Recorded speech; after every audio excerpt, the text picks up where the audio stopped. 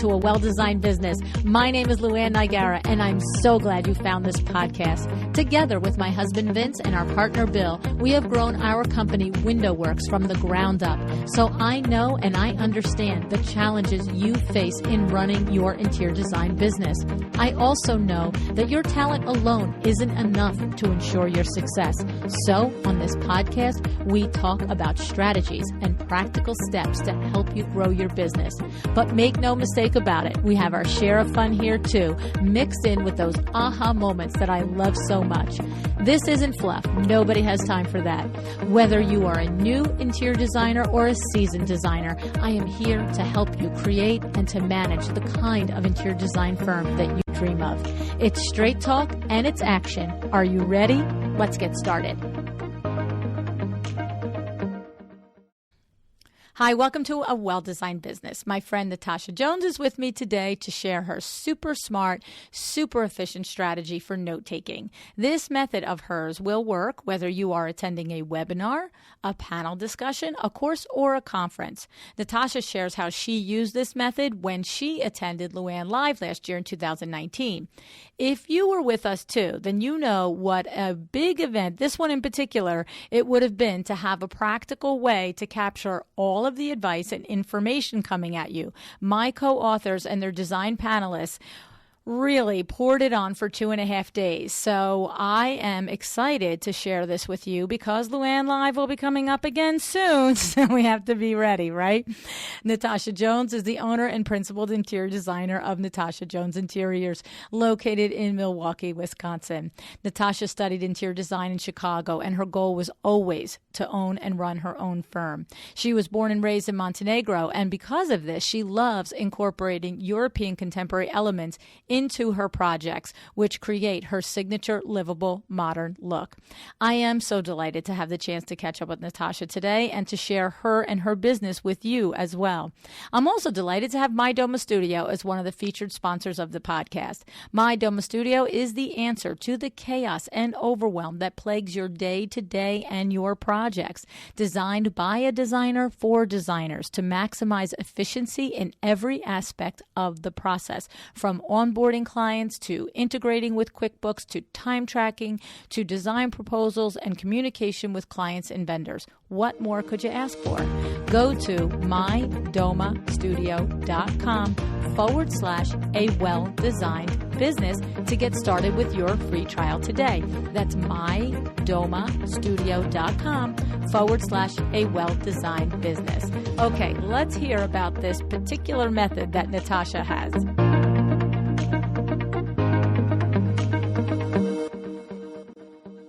Hi, Natasha. Thanks so much for joining me on A Well-Designed Business today. Hi, LuAnn. I'm so happy to be here.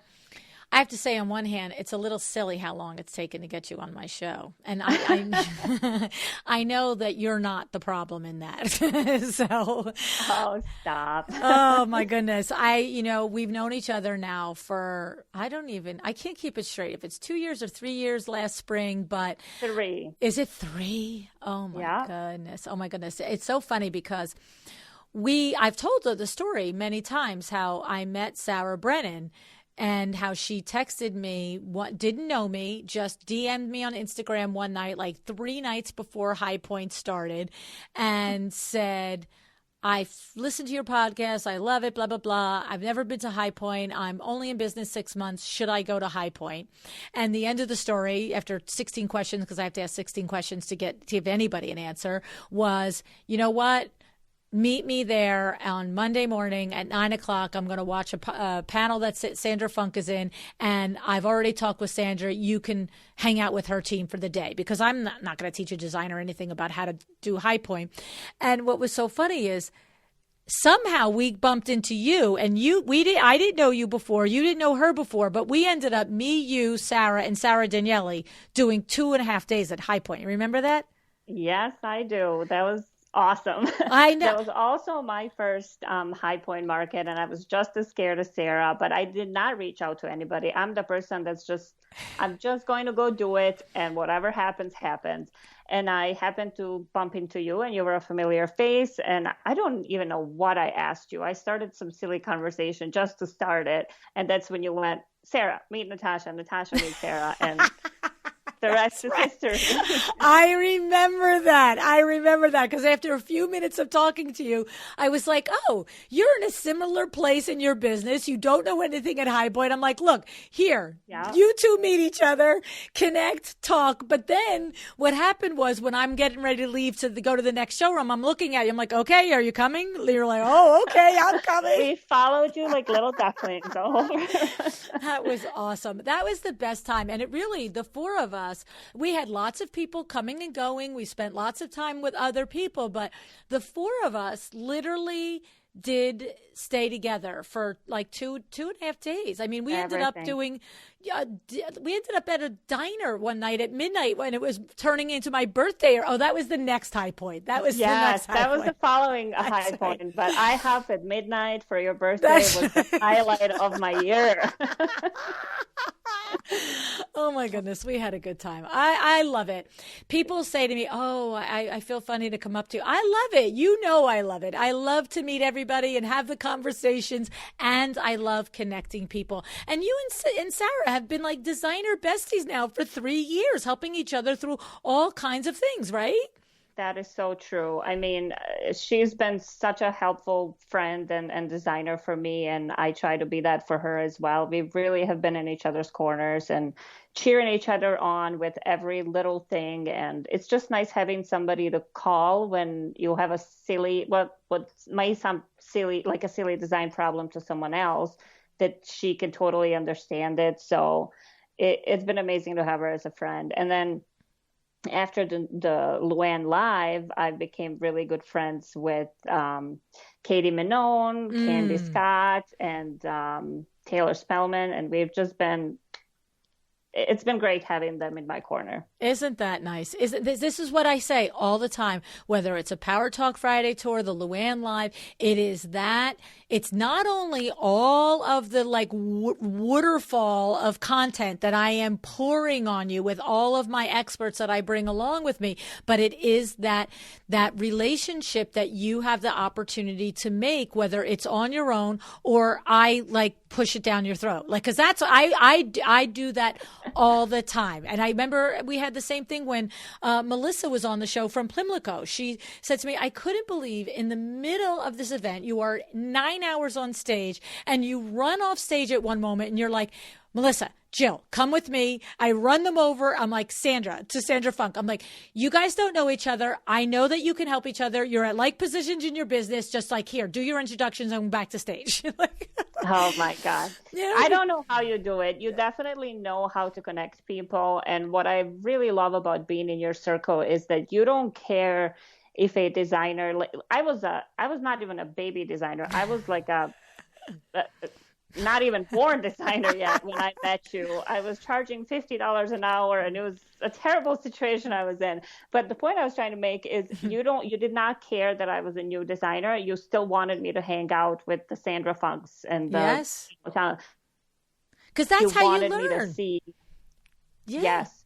Sure. That's how you learn. It's like you always you need the people at your level. You need the people at your level for the in the weeds conversations about, hey, I want to go from 50 to 85 an hour. I want to go from 85 to 125. What was it like? Did you try it yet? Should we try it together? How do we do this? Like, what do we have to offer? What do we have to deliver in order to justify our raise, right? So that's a conversation peer to peer, but you also always need to be surrounding yourself with people who are ahead of you. If you're sitting there at the table with me and Sandra Funk, and maybe it is Jill and Melissa from Plimlico, and you're listening to this table have a conversation of, yes, so when I went from 250 to 375, that was a bit, and you're just like, whoa. And you're, yes, this is real. This is how it is done. And, oh, wait, these are all the things that they deliver at this level. Okay, I've got to lock it down and go back and do the homework on this.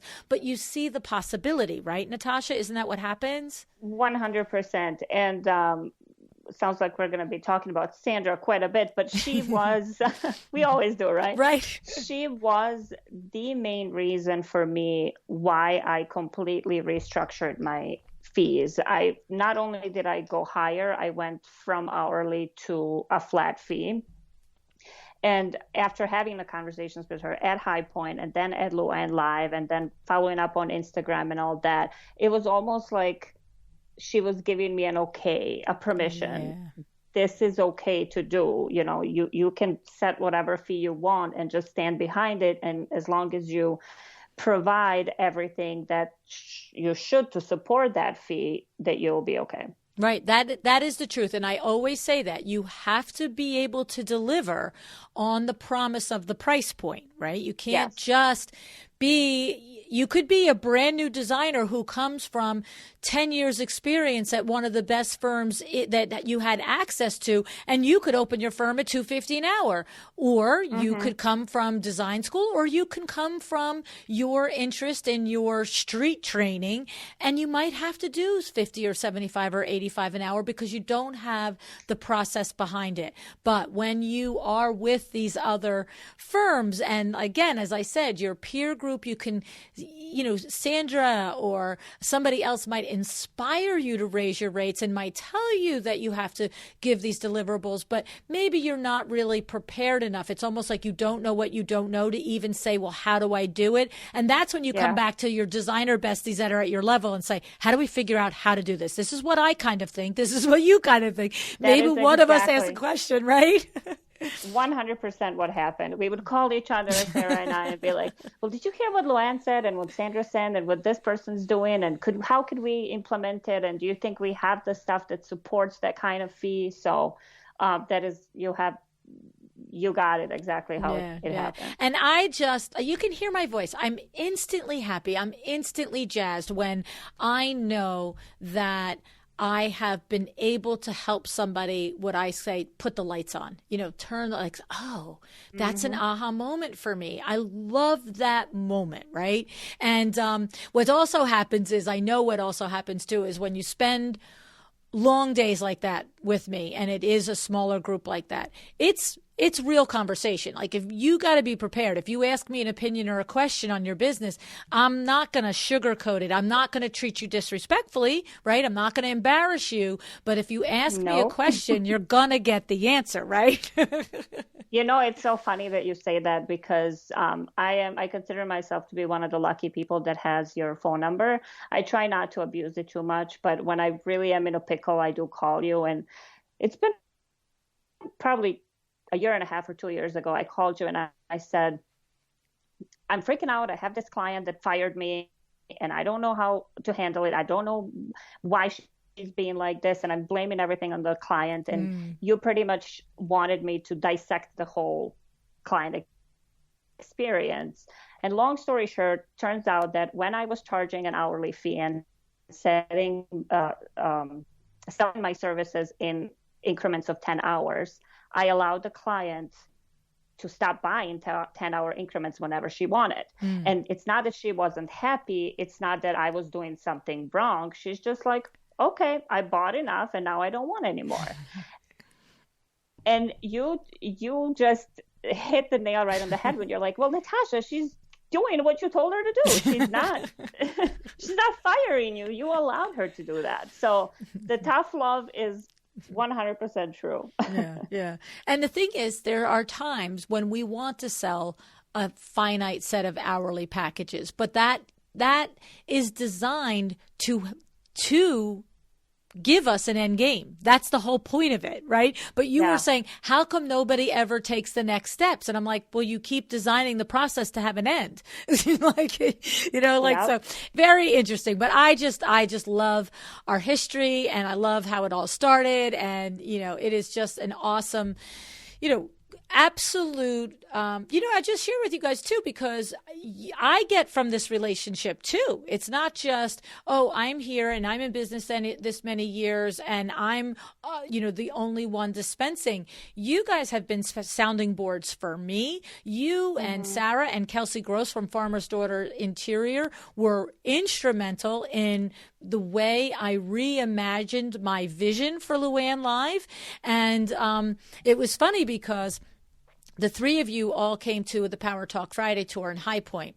And the next day we found ourselves sitting at, I think it was Alder and Tweed showroom, wasn't it? No, it was Gabby, and we got kicked out eventually. See, I thought it was Alder and Tweed. Isn't that funny? Anyway, I trust your memory on that more than mine. But I remember I said to the three of you, give me feedback on yesterday. And at first it's like this. And I'm like, I ask you guys to do this with your clients. You were my clients yesterday.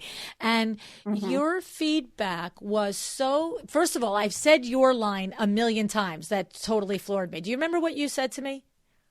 Which one? Okay. And actually maybe you started the conversation and then Sarah put the exclamation point on it. It was like you were describing it and then Sarah just looked, she goes, I think what she's trying to say is we just wanted more you. Do you remember that? Yes, 100%. Right. Yeah. And I was like, you had to pick me up off the floor. And I looked at you, I'm like, we were together from 8 o'clock in the morning until 1 o'clock in the morning. How much more me could you get? But that was, there was a way that you could have had more me and I was missing it, right? And I think the way that we were proposing it at that time is, why not treat it kind of like a podcast when you're actually dissecting everybody's thoughts and making sure that people explain how they got there, not just telling us their success. So I think I could just see your light bulb above your head lighting up and you were like, it's about the conversation. Exactly. Right. So that is my point. So you might call me and I make an aha moment for you, but I get the aha moments from you guys as well. It has nothing to do with experience or expertise or anything. It is about being open and being willing to ask for constructive criticism and being willing to be vulnerable to ask for help and advice. And I love having that relationship with you guys. So it's awesome. Likewise. Yeah. So now here's the thing. Couple things. You sent me a rundown of the things that you learned from LuAnn Live. And that's amazing. And I'm going to run down the takeaways that you sent to me, Natasha. But you also then sent to me your system for taking notes whenever you are at any type of learning event, whether it's a Zoom meeting, a conference that you attend, or whatever it is, to ensure that you actually take the action. And you see, and this is my love language right here, is that it does not stay in a notebook. So I'm going to run down the big takeaways that you shared. That number one, that you should never apologize for your talent, okay? And you had an aha moment from Corey Damon Jenkins on that. And he said it. We do not need to apologize for our talent. You had a hard time charging. He said he had a hard time charging for his worth in the beginning and figured it out that he needed to do that. And you did, just as you said a few moments ago, you changed this drastically after being able to spend time with Sandra Funk, with Corey Damon Jenkins, and Rachel Cannon, right? And then the second takeaway was no more hourly fees for you. And you went through, and I'm going to let you talk a little bit about these in the context of your note taking. And then the third takeaway was client expectations and design process. And those ahas came from our friend Claire Jefford.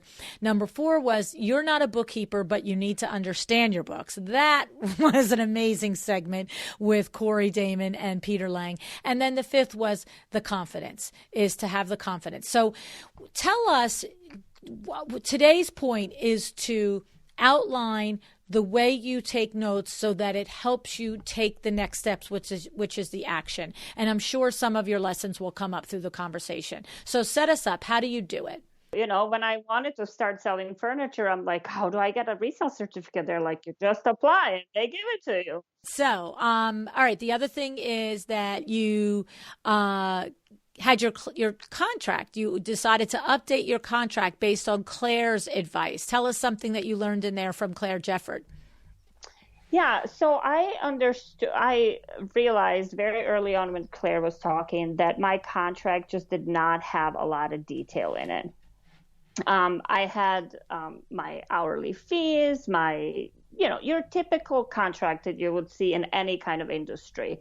But I realized that our industry was very unique, and I needed to change up some things, such as put the actual scope of work in the contract, because I need to be able to pull that contract if somebody questions anything that's not going right on the project. So it took a long time to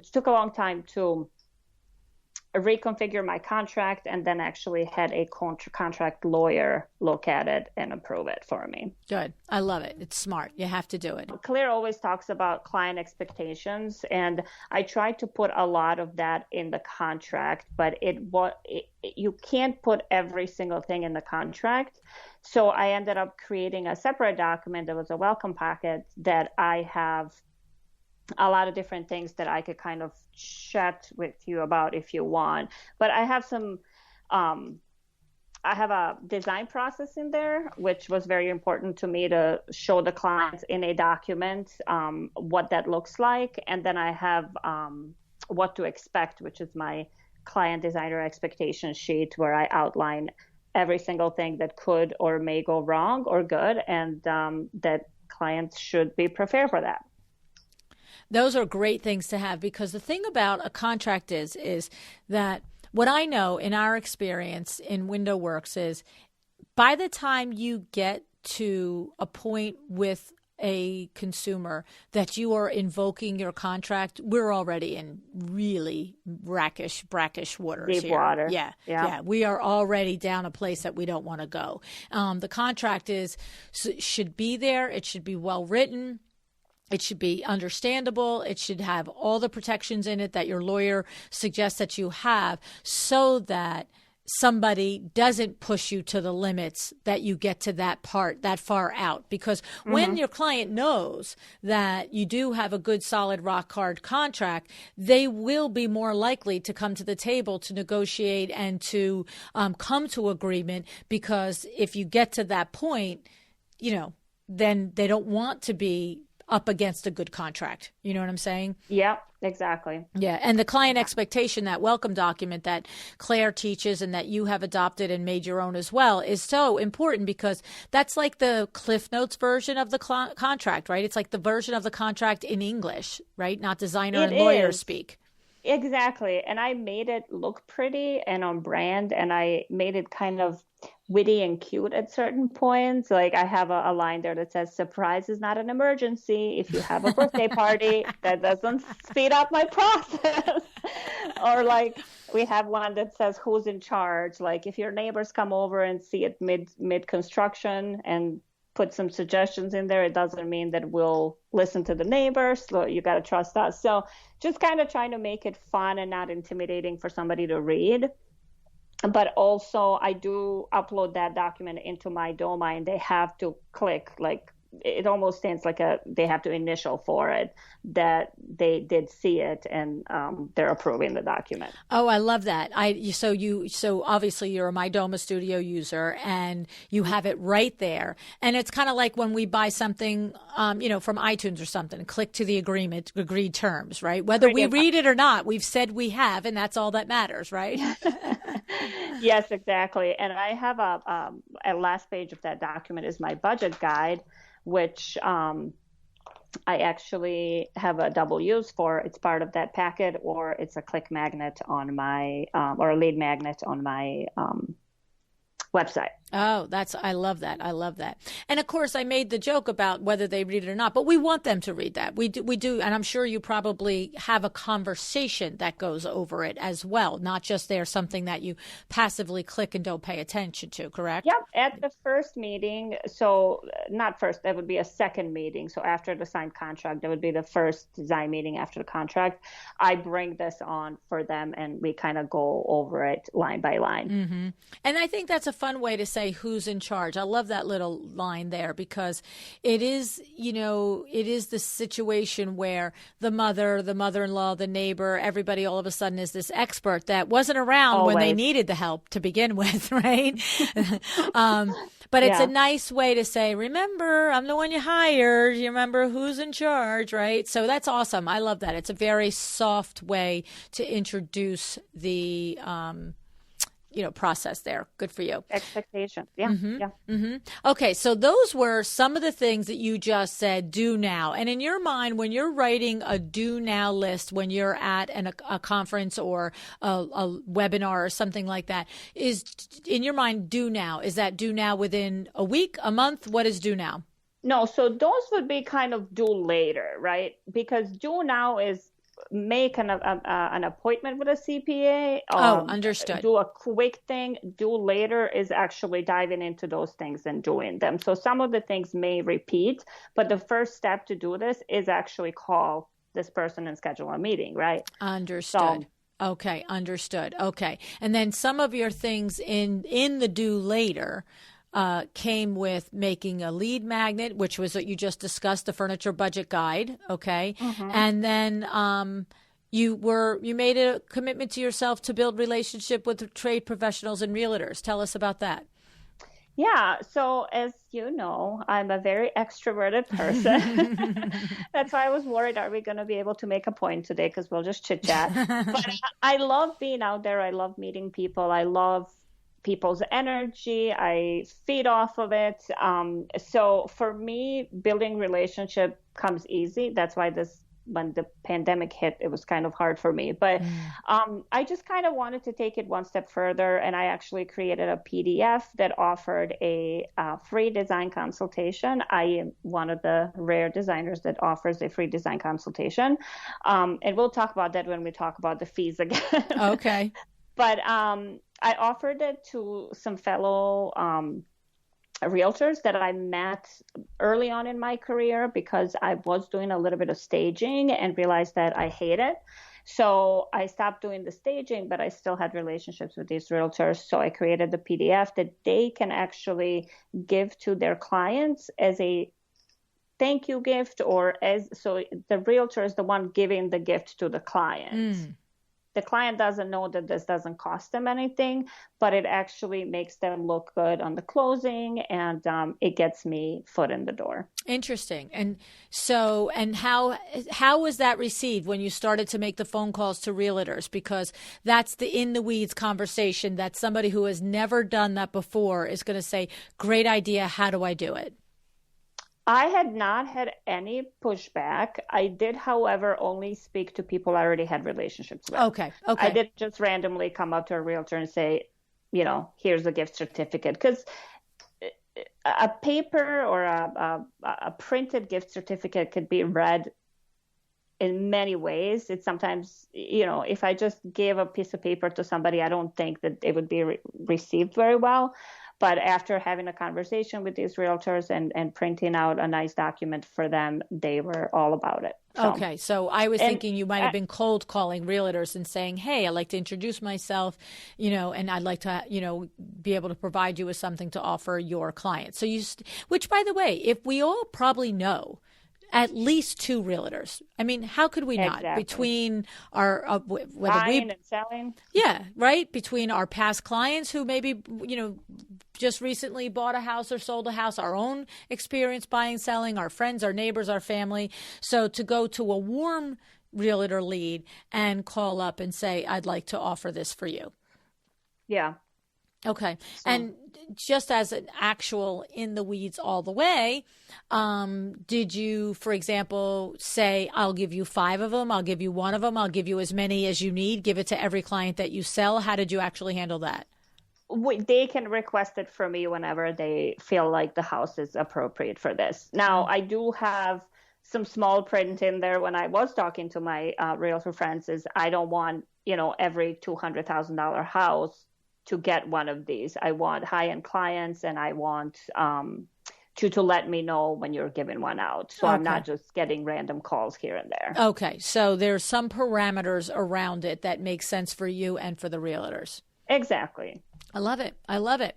And then tell me about that. You wanted to get into the conversation about the fees and the hourly and so forth. Yeah. So I was charging, when I met you, I was charging a very low hourly fee, and you pretty much said, I'm giving you a permission to charge more. And I was like, thank you, I will. So I started charging more. And then every time that I would have to send a invoice to a client for my hourly fees, I would be so anxious. I would question myself, did I really spend that much time doing this? Did I really spend that much time doing this? So then I would round it up to a number, and looking at it as a potential consumer, I'm like, that's high. So then I would rework it, and I ended up going back down to that $50 an hour, right? Because I might be saying to them, I'm charging you $125, but the amount of hours I spent on it and the amount of hours I discount just because in my head something was telling me that that number was high, right, or that they might say, did you really? And you talk about this with all your guests pretty much, but are they really going to believe me that I spent 3 hours waiting in a tile shop trying to pick out? So all of that stuff was giving me so much anxiety, and I hate money talk. I like if I could talk about it at the beginning, get it done with, and never talk about it again. So after listening to what Sandra had to say and some other people, I decided to move to a flat room fee. And I now charge $5,000 per room, and I have no problem getting it. I get half of it up front, half of it at the design presentation, and it's saved me so much stress. It's awesome. I mean, and it's, Sandra Funk has moved to that. Sarah Brennan, we were talking about, has moved to that. As long as it's based in data. That's my only thing. As long as you have consistently kept your data, how many hours you take to do certain things that are repeatable for each room that you do, whether it's a kitchen or it's a bathroom or it's a bedroom or whatever it might be, and then you have times it by your legitimately earned hourly rate, and it comes out to that flat fee, I'm okay with it, right? Whole point is you still have to get your worth. Exactly. And I feel like when I was doing hourly, I wasn't even getting as many hours as I actually worked on it. And I know this is such a mindset thing, but so what I ended up doing is I would calculate that I had enough jobs to know exactly how much time I spent on it. And then I would add a couple more hours for ad fees and whatnot, administrative hours and whatnot. And then I was comfortable with that $5,000 number. This is, it's funny because when a designer, in my experience, talking with so many designers, when a designer finds the fee structure that works for them, that they feel like they can say, this is my fee, it really isn't only flat fee or hourly. I have had conversations where I felt like when I was doing a flat fee that I was constantly working more hours than I was doing. And when I went to hourly, I know I'm making the money for every single hour I work. It's all what is right for you, that you will charge as many hours as you are working. So exactly. I've just learned that it's very interesting. And that's where, to your point, it is mindset, because it starts with what do you believe? Who was I just doing? Oh, it's, you know what it is? It's funny because it's a What Would Lou Do show that is out by now. And there was an Angela that emailed into me a question. And part of the question was, she said that I'm doing a full presentation all the way to the end. I've presented the project within the budget, and at the end they are either saying goodbye, or they're saying it's too much money, or they're not saying anything, they're just leaving, or they're saying they're going to go and order it from Bob's Cheapo Furniture or something. And I just said to her, because she was having a disconnect with doing presentations virtually now, and she felt like that's why all of a sudden she wasn't closing, because the presentations were virtual and because it's in the budget and all the stuff. And I said, there's some part of it that you're not believing in. That's all I'm telling you. There's some part that you're not sold on. And if you're not sold, it doesn't matter. So I can tell people all day long that a flat fee is the number one way to do it. But if you can't say it out loud, and you will bill your full hours, then that's the way you should do it. right? Exactly. Yeah. Whatever your comfort level and whatever you have no problem presenting to a client without cringing, that I think is the way to go. That's it. You have to be able to look straight in the eyeballs and say your price and know you're worth it. And however you do that, whatever works for you is what you got to do. So yeah. I love that. And so, we have these different areas that you put in the to do later. So the building the relationships was to do later. The other thing was to utilize My Doma Studio to its fullest. So you were on My Doma Studio, but it occurred to you that there was power there that you were not utilizing. Is that the case? Yeah, and I was fairly new to My Doma when that whole when all the conferences were happening. And I'm a huge advocate for using software for your businesses. I think every business should have a software that speaks to their industry. And one of my biggest pet peeves, and I think this is from my husband being in software sales, is people expect to purchase a software and for the program to do all the work for them, right? And my husband used to sell consulting services, which is for software companies, which is a firm that only does implementation and teaching on people how to utilize the software that they even bought somewhere else. Right. So this is a big problem, I think, that companies buy software and they don't use it the right way. So for me, I was kind of using it softly, right? I knew that I could put my clients in there, and obviously all of my communication is through there because I also, like you, don't really like Gmail and how the conversations are linked. So My Doma is for sure my number one and only communication with clients. So then I realized that I really needed to sit down and put in all of my vendors in my vendor list. So then when I am invoicing or when I am creating purchase orders, that I could simply click the vendor and the software automatically sends it to the client.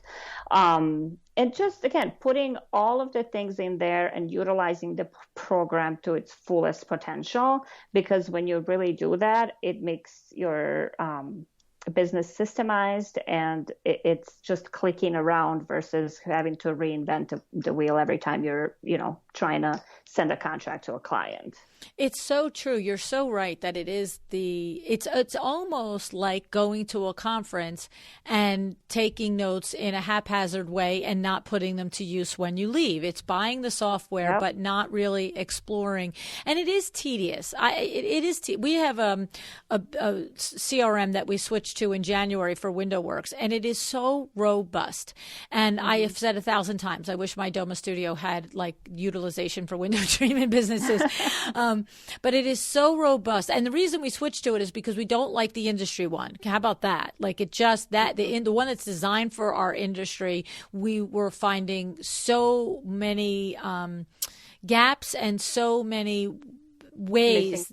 Yeah, it just wasn't working. And this is coming from my administrator who, you don't think I know how to use this darn thing, right? But so now we go to this other platform, and what's interesting is about once every 2 weeks, my husband will say something. He'll say, we really should, know what percentage of blah, blah, blah. And I'll be like, well, I'll bet the CRM could do it if we would figure out how to put the button. You know what I'm saying? Like, it's crazy. Takes some legwork for sure. And I actually ended up hiring my former assistant from my previous career to just come in and upload all my stuff for me. Oh, that's smart.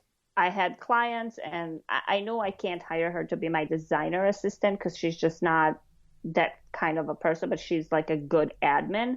So she came in, started talking to Tanya. Tanya was still, she was not on maternity leave at that time. Yeah. She logged into My Doma, started talking to Tanya. They took over and uploaded all of my stuff in there, which was a savior for me. So it's very systemized now. Everything I need is in My Doma, and I take the time to put every client in there, even if they're not final, because I want to use, even if they don't end up hiring me, is what I meant to say. Right, because then you can. I like going back in and seeing what I did here and what I did there and why didn't this client hire me, Right. and etc. We do the same. Every single person that contacts us goes into the CRM, because then we run the reports on how many did we not convert to an appointment, how many appointments did we not convert to a sale, that type of a thing. And there's different marketing. Once you really start to use your CRMs to its fullest, now you can click and send one sort of marketing to somebody that didn't convert to an appointment, and another sort of marketing to somebody that didn't convert to a sale.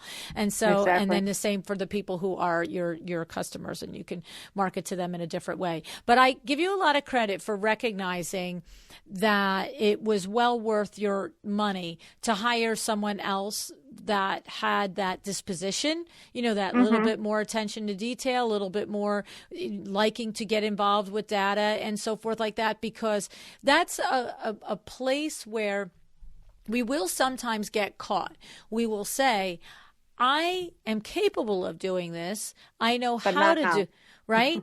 I know how to do it, but I don't want to do it. So then it doesn't get done, as opposed to just looking around and saying, who could do this, and whether they love it or not, that's what they do for a living. We don't have to get into in their personal life. Do they love it? Right. Exactly. But that's the thing. Instead of you either going months with it not happening, or something taking you 2 months to do, you probably in 2 or 3 weeks, somebody sits down dedicated to do it. So, and then you're up and running and using the software to its fullest. That's awesome. Very smart. Very smart. I love it. All right. And then the last 2 sections are to buy or download, and mindset. Oh, and follow up, the third section, the last section also. So to buy or download is simply any books that anybody recommends, any tapes, any seminars, any kind of application that you actually can just buy or download. I put that on one page, because think about it. You're at a conference and you remember, oh, someone said about a book that talks about this. And then you have to go back through your notes, find who said it, what book was it, and what part of their presentation did they say it. So this way I just put everything on one page, and then I can buy the books or apps or whatnot. Right. And review again. I mean, you make a comprehensive list probably, and now you review it and say, do I really want this? Do I really need that? And I'm sure there's lots of conferences where there's tons of free downloads that are tip sheets and stuff like that. So I love that. And then mindset and follow-up.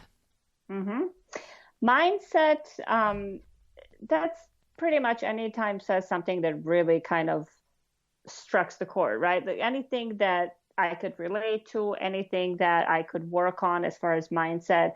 I talked to you a while ago about the whole confidence thing, and I actually put it in the review for the event. But when Taylor was on stage, Taylor Spellman, I was just looking at her and I'm like, that is one...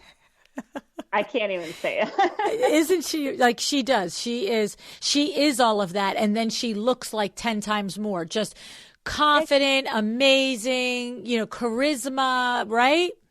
Exactly. And then I try to relate it to myself, right? And I'm like, why can't I be like that when I'm talking about my business? And the biggest issue here is, or the disconnect, I should say, is I am a very confident person. Some close to me might even say cocky. But but when it came to my business, I just kind of put myself in a shell and started being more cautious and conscious of everything and not so sure about everything. So for me, she really gave me a push to put my actual personality into my business and present myself the same way that I would in front of my friends and family, obviously in a more professional manner, but the same energy that I give people that I love around me and transfer it to clients. That's an amazing aha moment right there. That's an amazing aha moment, Natasha. Yeah, so what you're saying is that in social settings, in normal day-to-day life, Natasha Jones is a confident woman that was willing to talk and speak and laugh and take part, and she's extroverted, which I know firsthand from the first day I met you. But you were not bringing that to the business process. You were thinking maybe whatever the words you were saying in your head, but maybe present a little less than, not as full on Natasha, whatever that is. And then seeing Taylor do it, you thought to yourself, why am I not doing this too? I am this person. Love it. I was like, why would I not talk to my clients like I want to talk to them? Why would I, say, and it's little things too. Like when I was doing originally my photo shoots, I would do it in a pencil dress and I need to look like a designer. And I'm like, I show up in jeans and a cute top, like ripped jeans. I'm more edgy than that pencil dress. So I had to change all of that almost to really represent my true self in front of clients. And I think I'm getting better clients from it because they can't see, or they can see that it's my authentic self. So that's such a funny juxtaposition.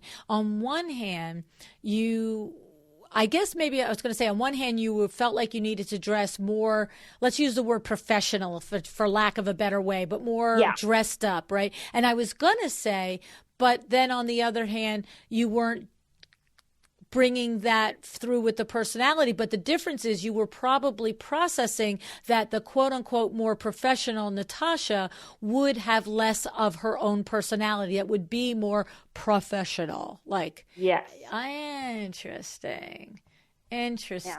Yes. But yes. I definitely, I took a big turn, and I think my clients actually like me for my energy and the way that I'm with them. And it doesn't click with everybody, just like, you're not everyone's cup of tea. I'm not everyone. But people that end up hiring me, I really have amazing relationships with. And I love my clients. I really do.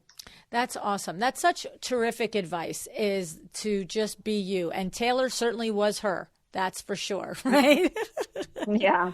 She's really, really she's a very special lady, very fun, very interesting. Her humor just cracks me up. She makes me laugh every time, right? We ended up having a dinner, her, Candy, and Katie and myself last night of High Point. I don't even know how many rosés later and laughs and talks, and it was amazing. So. That's awesome. That is awesome. Oh, my goodness. All right. And then one other thing I want you to talk about here. Go for what you want, not for what you think is possible. I don't know who said that. I'm pretty sure it was you. That's why I don't have it here in the parentheses of where I got that from. But someone at the conference said that. And again, another mindset thing.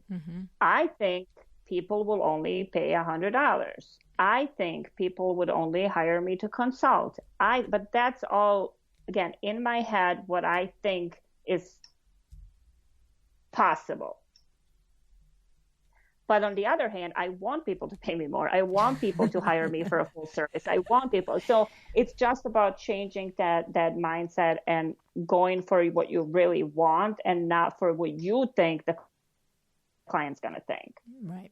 Well, because the simple fact is, and what I always say to everybody, if they'll listen to me on it, is what you have decided between your ears is literally the only place that it exists. Exactly. You're sitting there, thinking, oh, I can only charge $100 an hour because I think that's all my client will pay. But the actual fact is that thought, from a factual standpoint, is only in between your ears. You have no idea what's in between their ears. We don't have the slightest idea. And so what I usually do is I try to somebody and say, okay, so you're committed to that. You're absolutely nope, that I know my client base and $100 an hour is all they could do. And I said, well, what if I'm committed to that your client base says $250 an hour? How are you going to debate with me if I'm right or wrong? What if I take one client and pop them on the head and say, what do you think is a reasonable rate for a designer? What if they turned around and said to you $375 because the last designer they hired was $375? It's such an arbitrary exercise to take the thoughts in your own mind and attribute them to somebody else. Absolutely. Yeah. Absolutely. Yeah. and it doesn't mean that there isn't calculated analysis. It doesn't mean there isn't, the whole metric of what am I worth and what am I delivering and all of that. But it does mean, though, that when you are holding yourself back because you're telling yourself stories, then that's what you're doing. You're telling yourself stories. Yep. Yes. When I did the Sales for Creatives course, which I'm loosely thinking about bringing back in the fall of 2020, and we spent 2 or 3. I mean, I would tell you one whole module is on this, but it is impossible to teach a sales course and not have some sort of conversation come up about this in almost every module, because really it is just owning what you are capable of delivering. And that's where it starts. When you own what you are capable of delivering, now it's not the next logical thought isn't, oh, how much will someone pay? The next logical thought is, what is the least I will do this for? What I think it's worth, yeah. Right. What is the least I will do this for? Because my rate per hour is this. I'll take more, but this is the least I will do this for because this is what I'm worth. And when somebody says, oh, that's like $50 more than I thought, I'm sorry. I don't know where you got that thought from, but go find somebody else. Right? So for sure. I love it. And then, of course, the most important step is the follow-up, is to actually put this stuff into action. And do you do other steps with the follow-up? Where are you at with that? Yeah. So as far as my follow-up tab here, I, again, going back to creating all these relationships and talking to people, I really try not to lose those connections afterwards. And I make sure that the people that really touched me or made a big impression on me, that they know that. So I do a handwritten note to everyone that did that for me at LuAnn Live, and I sent it off to them.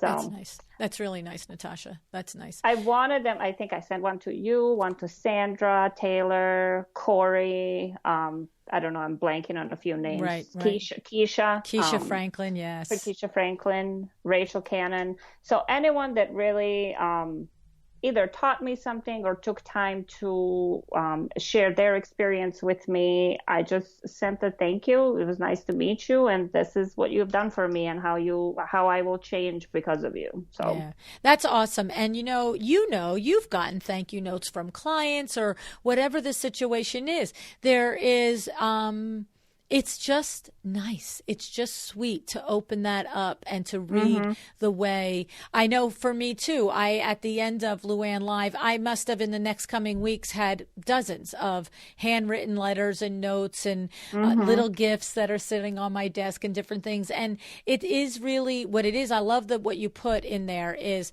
you thanked, but then you shared the moment or the lesson that you got from them. That's a nice part to include in a thank you note, and it makes it so that the person receiving it understands the effect that they have on their peers or the people that they're teaching. So it's really awesome.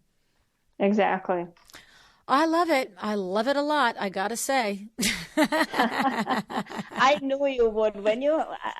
I knew when you hear the note taking and the action taking that you're going to be all over that. You know my love language. You know the way to get on my show, Natasha. Yes. That's awesome. I really do thank you for sharing this. This is such a great system. In the show notes, we will have information about this. And of course, in the show notes are going to be the list of all of these designers that the two of us have been talking about, because every single one of them. What's that?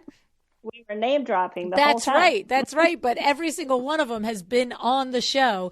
And, it's not just at LuAnn Live. On the show, they've taught lots of great lessons and insights as well. So you might be also able to share in some of the things that these wonderful people have shared and taught Natasha. So, and now, Natasha, you're on that list of people that have taught and shared us. Thank you.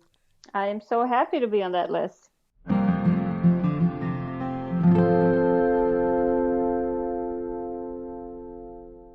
Over a year later, Natasha still has the defined list of things that she learned and the actions that she took, as well as the results she earned from the work that she put in at LuAnn Live. So she doesn't just have them, you see, she has them organized where she can go back and refer to them and they make sense to her. That's what she said, because she was already down that path of taking notes and notes and notes and then coming back and looking at things that she had done at conferences and thought, what the heck did all of that mean? Okay, so I have a question for you. If you were also with us at LuAnn Live, have you done the work that you wrote in your notebooks? Okay. And what about, it doesn't have to be LuAnn Live. Have you attended a webinar in these last several months of COVID-19? I mean, we've all been to at least a few, I think, right? Now, are you taking action on the terrific ideas, both big and little, that you are getting from these opportunities? I sure hope so. So keep in mind, according to Natasha, the 5 tabs that you need are to do now, to do later, to buy or download, mindset, and follow-up. I love, love, love it. All right. And as I mentioned in the conversation, every single fabulous person that Natasha mentioned that she learned something from and has been on the show is in the show notes. The complete list is there. The thing is, it's well over 30 shows combined between all of these people. So I figured I better make it a goodie for you, because I'm sure you probably will find it a lot easier to print this list and have it on your desk as a reference, or your car, wherever you listen, so that you can find it easily instead of always going back to the show notes for this particular episode. Just think of it as a what show should I listen to next sort of a list, right? Go to LuAnnNigara.com/goodies, GOODIES. Okay, LuAnnNigara.com/goodies. And if you have previously already signed up for goodies, you just go to your goodies portal and you will have this new goodie there for you. Okay. I'd love for you to go and set up your notebook as Natasha has done and get to work. All right. I have a few more resources for you. Natasha mentioned how instrumental Sandra Funk has been in mentoring her, helping her figure out how to price, how to frame her value. And I want you to know that Sandra is opening the doors to the interior design standard again this September 2020. Okay. Go to interiordesignstandard.com/LuAnn and you can get information on it, and you can get on the email list so that when House of Funk opens up those doors to the registration, you'll be the first to know. And if you're not sure what I'm talking about, go back and listen to episode number 520 for all the details on the interior design standard. Another resource coming in the fall of 2020 that I have for you is regarding mindset. You heard Natasha tell you what a game changer this was for her business, both in how she represents herself to her clients, to understanding that the stories are in her head, right? The stories in her head are in her head, right? Well, I have invited my co-author in the next Power Talk Fridays Experts book to teach Increase Confidence, Increase Profits this fall 2020. This course is really applicable for you at any stage of business you are in, 1 year or 20 years. If you are finding that a lack of self-confidence is getting in the way of your business growth, this is for you. Baby designer, rising designer, seasoned designer. If you want to get to the next level, we always have to work on the skill of self-confidence, okay? Look, in 2020, your goal might be to go from $20,000 in gross revenue to $100,000, or it could be from going from $3 million to $5 million. The truth is, confidence is like a muscle. It must be worked, it must be refreshed, it must be massaged in order to keep it in peak condition, in order so that you can achieve the next level goal that you have your sights on. Okay, so increase your confidence, increase your profits. I will be opening the registration in August and the class will start in September. All right. Huge thank you to Article 2. All this talk about LuAnn Live and the first volume of A Well-Designed Business, the Power Talk Friday Experts. Did you know that those beautiful chairs on the stage at LuAnn Live and on the book cover are from her article? Yes, they are. Go to welldesigned.article.com to sign up for your trade account and explore the quality mid-century furniture that they have for your next interior design project. All right. Now, your to-do now is go get your goodie with all the list of the resources discussed here today, okay? And next on your to-do now list, how about we do this one? Decide to be excellent. Thank you so much for joining me again today. This podcast is a production of WindowWorks, your resource for custom window treatments and awnings. To learn how we can help you on your next interior design project, go to www.windowworks-nj.com. And if you're interested in working with me on your business, either through masterminds or one-on-one coaching, or you want to know how to get my book, The Making of a Well-Designed Business, or you just want to know what's going on in the podcast land and where I'm going to be, all of that is found at LuAnnNigara.com. Thank you so much. Have an excellent day.